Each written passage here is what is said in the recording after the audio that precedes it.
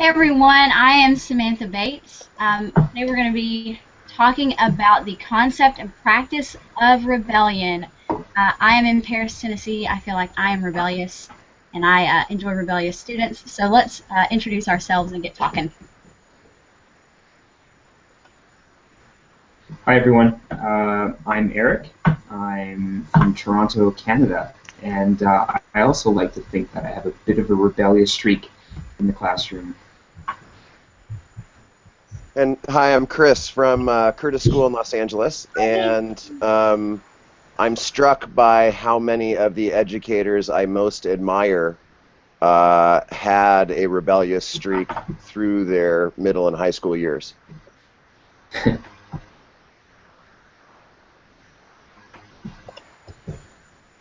Yeah, I think it's interesting how the concept of authority plays out in schools.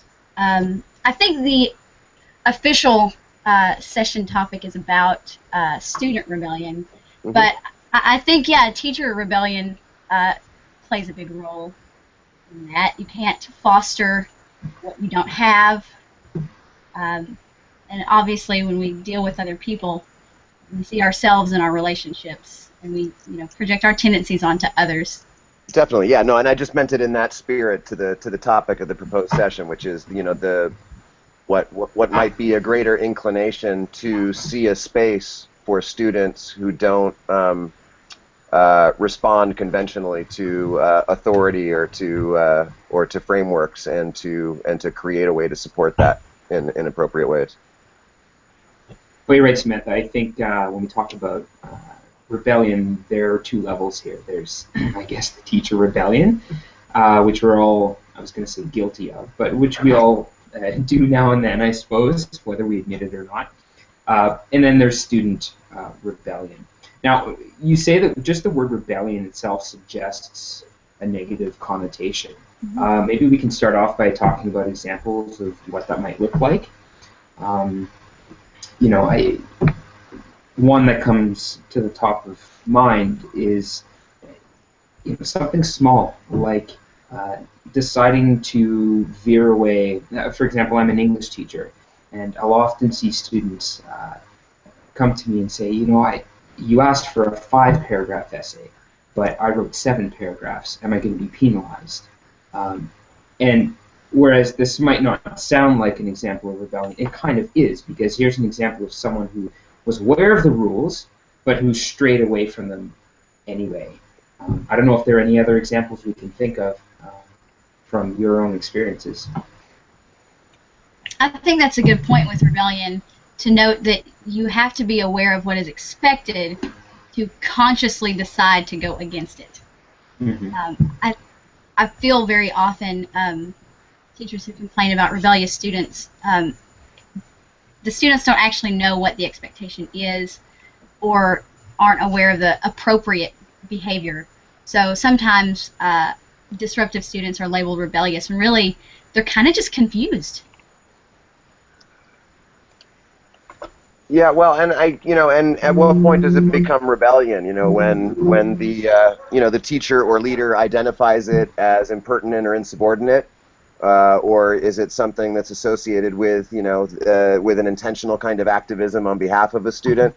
I think adults' definitions of what constitutes student rebellion and what students' definitions of what constitutes rebellion are tend to be different, and maybe different in different learning communities. I think there are a number of ways to. I mean, really, it comes down to how, as an educator, as a teacher, you handle an instance of rebellion. Take, for example, at any school where students are asked to wear uniforms. This tends to be a big topic of discussion every year in a uniform school. Well, why do we have to wear these stupid uniforms anyway? Now, there are at least 2 ways that you can confront this as a teacher.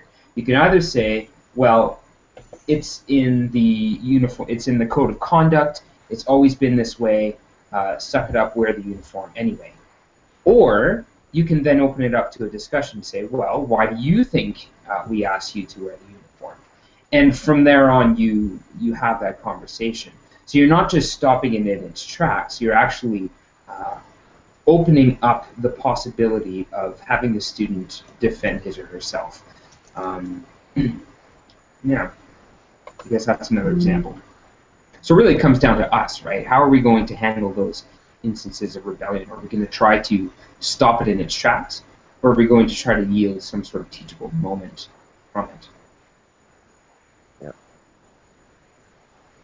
Yeah, and that just, that makes me, I don't want to take it off topic and stop me if it does, but, that makes me wonder about experiences where, where there's certain colleagues who are more comfortable with responding to it in an open, kind of inclusive way to create a space to hear out a concern and deconstruct it and see if there's a way to resolve it, and there are others who aren't. And when different teachers respond to those moments in different ways, it can create further fractures. But when the institution has created a space school-wide, in its vision, to hear students' concerns in a certain way, those instances tend to be more infrequent, and teachers tend to feel either empowered or obligated to create that space. So like which part of not managing, but engaging with those moments is on the teacher autonomously, and which part is on the institution to create a legitimate space for student voice. Yeah, I don't think that's too far off topic, Curtis. Sure. Go ahead, Samantha. I forgot what I was going to say. Go ahead, Eric. I was going to say that I lost my train of thought as well. Okay, well, I got mine back. About I got trains. mine back. I think that's a good point, whether it's institutional versus actual, like a teacher rule, a teacher-created construct, because, as teachers, we do get a lot of autonomy. We do get to make a lot of decisions in our own classrooms, but we do also enforce policies that we did not create. And so I think that's a really good point. I know that I'm more lenient with the rules that I make because I'm a reflective person. I will engage students with a conversation about an assignment. I recognize that I am not omnipotent and that my assignments are not divine, and so I'll engage a student in a conversation about it. But with school policies, I didn't create that, and even though I might disagree with it, it is still my job to enforce it. And so the traditional venues that students are allowed to talk to me about my decisions may not be available for students to talk to me about school decisions, because that's just not my place. Mm-hmm. But you can still have that discussion anyway, right? I mean, isn't it okay to say, look, this is the school rule.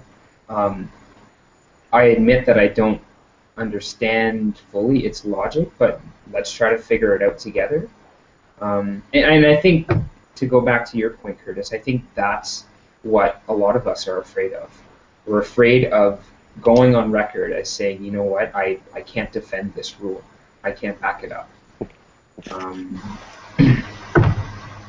But I think if you do go out on a limb, that you can yield some pretty interesting ideas and discussions. It's an insecurity thing, I think, on the part of the teacher. It's scary. It's scary to admit that you're not sure of something. Mm-hmm. Absolutely. Just one moment, folks. I agree with you. The more secure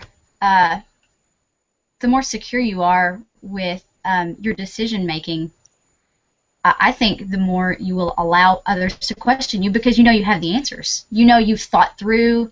You've been very introspective, and I agree. If there's something that maybe a decision I've made hastily, I haven't taken the time to think through those things. I can't answer those questions. I don't want to answer them. No questions right now. That kind of thing.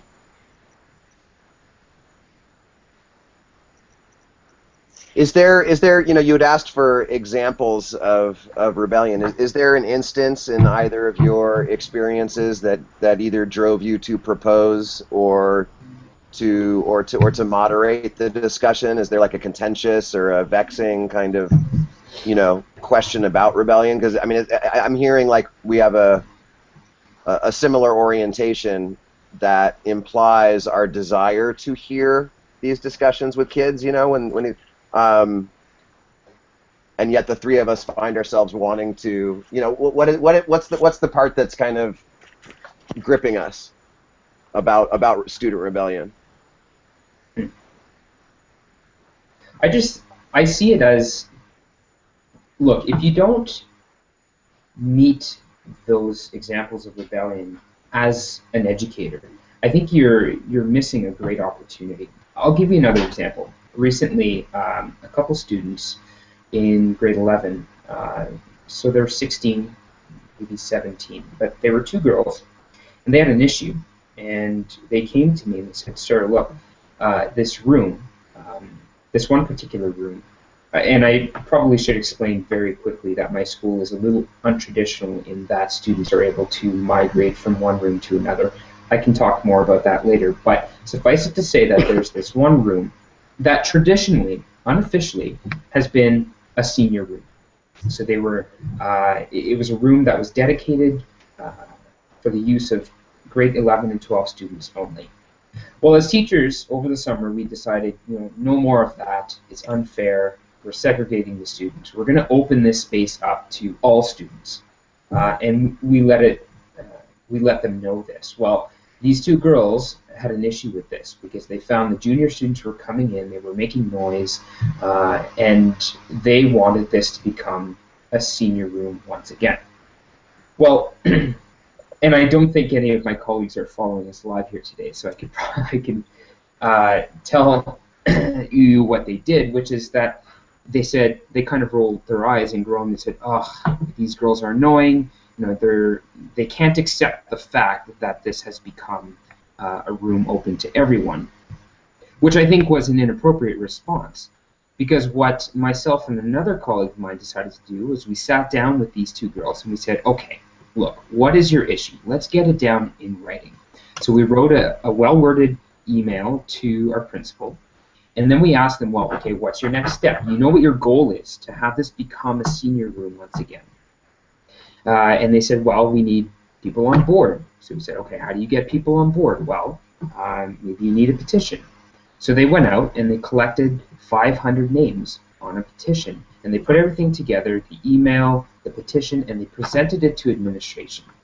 All of this took about a week.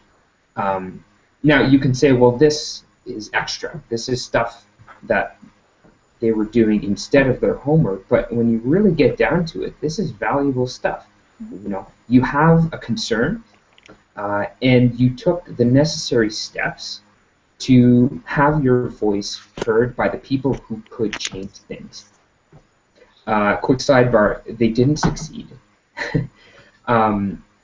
Because I don't think administration took the request seriously, but that's not the point. The point is that they now have developed the skill set to have their voice be heard rather than just complain about it.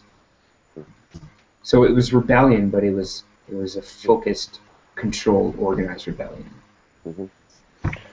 No, I love that in terms of we all know that the more authentic the connection that their learning experience has to their real life and to a real problem, the more stickiness it's going to have, and how that experience helps them not only exercise important citizenship skills, but to think critically about the problems that are facing them and to design solutions to them. So, I'm confident that was at least as valuable a learning experience as the several others that they were involved in that week. And I bet they'll remember that one longer too. Yep. Well, you hope so. That process. I like that you pointed out that it was about change, and I think that's what rebellion really stems from. It's recognizing something amiss and wanting to change it. And I think our job as educators, hey Irby, I think our job as educators is to teach students how to constructively rebel. Exactly.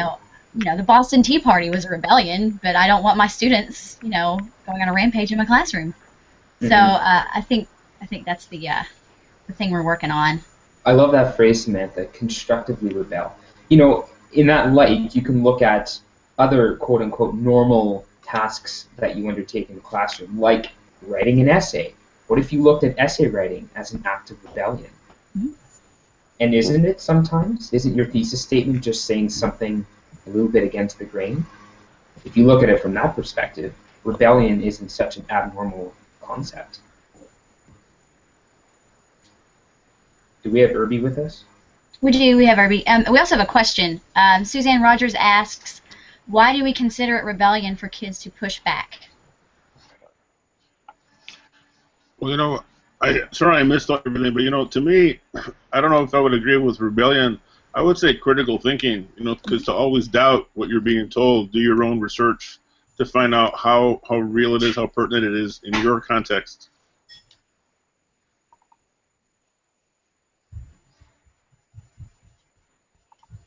I think that's going to be very important for Common Core.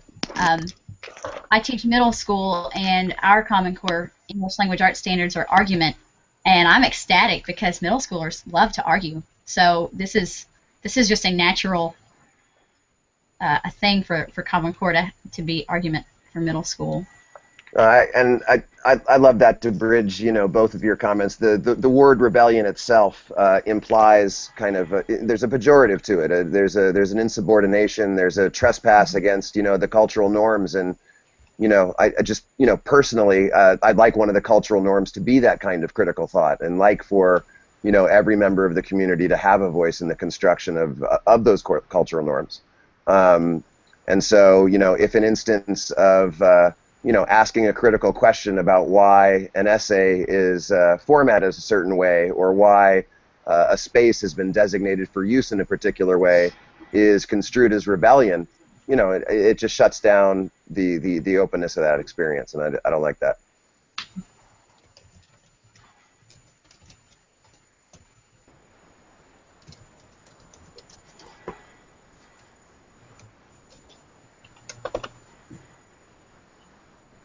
Laura has also joined us. Hey, Laura. Yeah.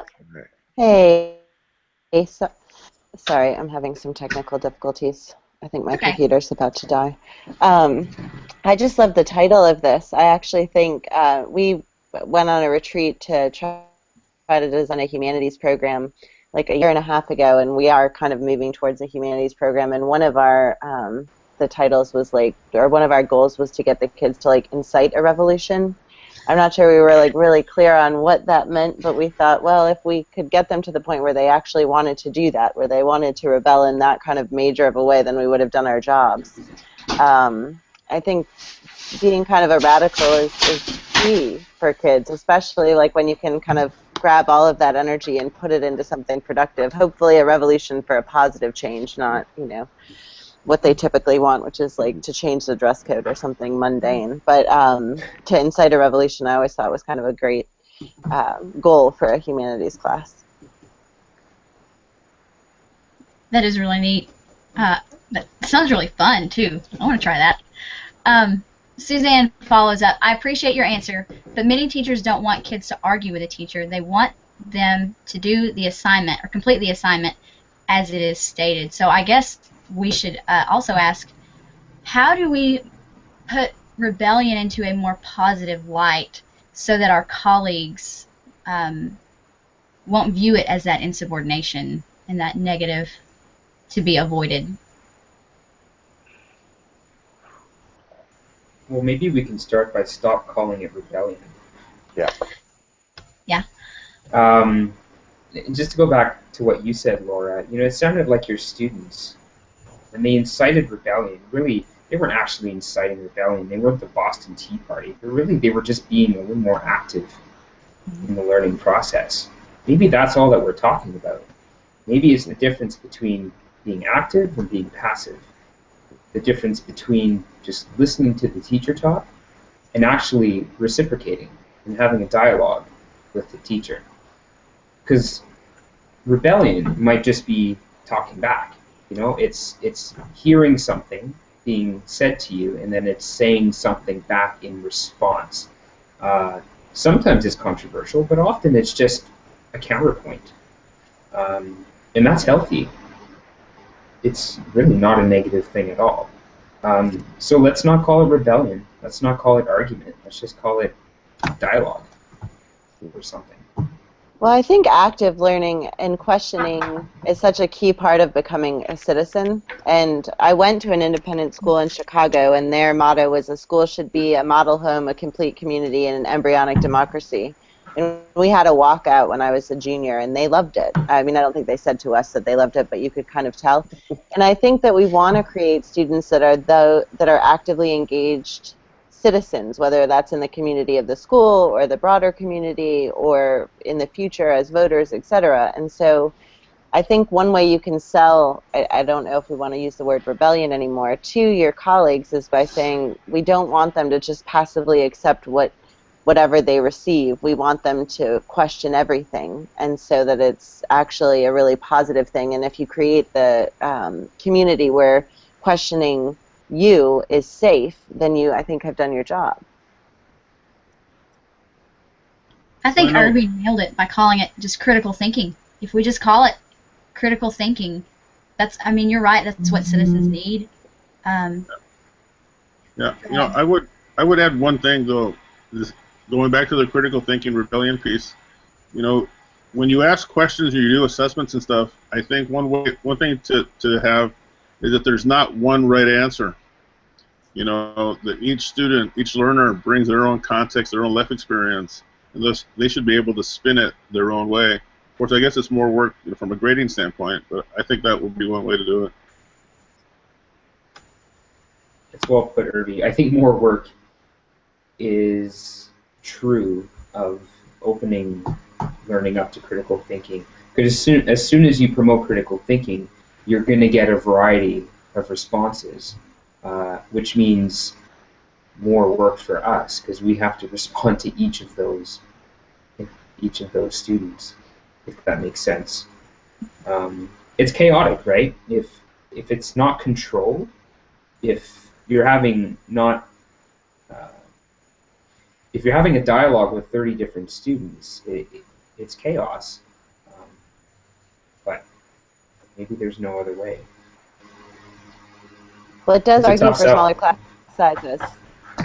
But it does argue for smaller class sizes, because I think that is what 21st century learning should be about, right? Is having a dialogue with all those different kids. And I think it is hard to do it with 30 kids. But what if you could do it with 18?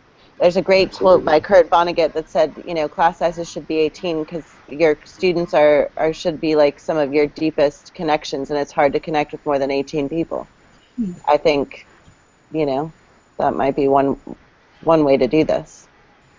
Well, here's an odd thought. You know, why do the teachers have to connect with their students? Wouldn't it be more productive if students connected with each other? I mean, if you think about it, in the courses that I designed, you know, we talk about collaboration and stuff and seeing it from another person's perspective, and so their people are learning from each other. And I don't have a link or you know, I can't attribute it to anything, but I heard the other day that in Finland, and I guess they have a really successful educational program, their classes are much larger than here in the States, and yet they seem to perform pretty good.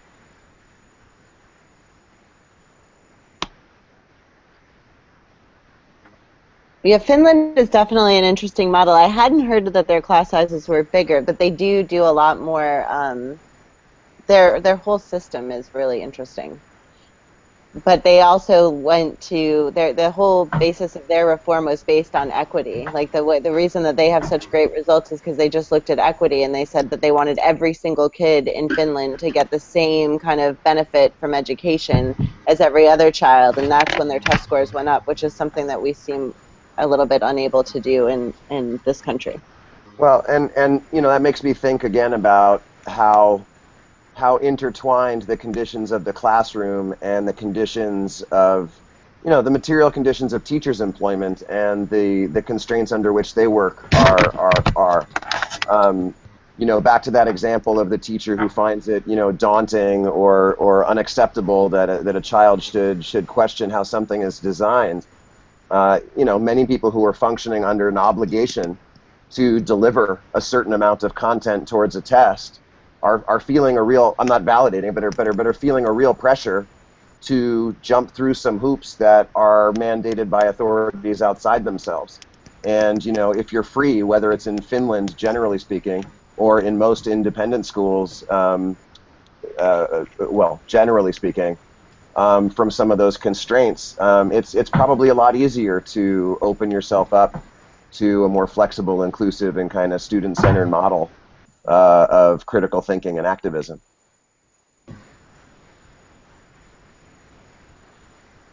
All right, this has been an amazing conversation. We're actually like 5 minutes over because I just looked up the end time. But I'm going to end the broadcast now. It's going to go to YouTube, and I would love to continue this conversation on Twitter. Yeah, I agree. Absolutely. Thanks, everybody. Thanks for proposing the topic, Eric, and thanks. That was great. Thank you very much. Thanks for moderating.